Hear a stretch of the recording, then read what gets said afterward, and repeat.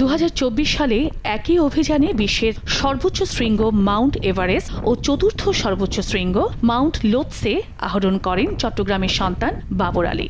একই অভিযানে দুটি 8000 মিটার পর্বত আরোহণের কৃতিত্ব নেই আর কোনো বাংলাদেশি পর্বতারোহীর।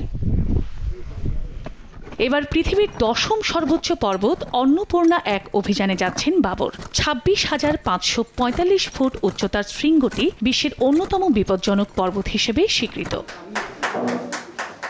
শনিবার সকালে চট্টগ্রাম প্রেস ক্লাবে এ নিয়ে সংবাদ সম্মেলনের আয়োজন করা হয়। এই সময় বাবরের হাতে তুলে দেয়া হয় জাতীয় পতাকা। পর্বত গাত্রের খাড়া ঢাল, তুষার ধসের প্রবণতা, অনিশ্চিত আবহাওয়ার কারণে এই পর্বত আরোহণ পর্বতারোহীদের কাছে সবসময় কঠিন বলে জানান বাবর আলী।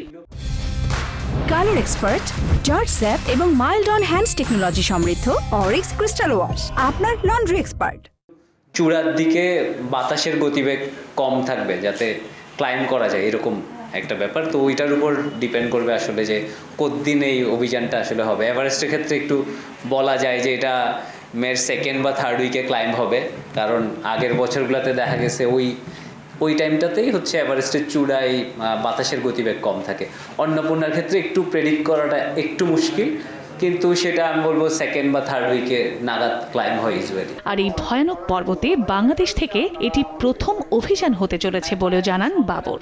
এটা অলমোস্ট 1 মাসের একটা অভিযান, যদিও এটা খুব সোললি ডিপেন্ড করছে যে কোন সময়টায় সামিটে ওয়েদারটা ভালো থাকবে। 24 মার্চ অভিযানের উদ্দেশ্যে দেশ ছাড়ার কথা রয়েছে বাবরের। কাঠমান্ডু থেকে পোখরা হয়ে তাতোপানির উদ্দেশ্যে রওনা দেবেন তিনি। 4 দিন ট্র্যাক শেষে পৌঁছাবেন অন্নপূর্ণা নর্থ বেস ক্যাম্পে।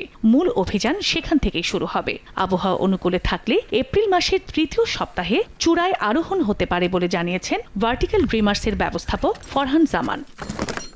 সফলভাবে অন্নপূর্ণা এক শৃঙ্গে আরোহণ করতে পারলে এটি হবে 3য় 8000 মিটার পর্বত আরোহণ বাবরের। সময় সংবাদ, চট্টগ্রাম।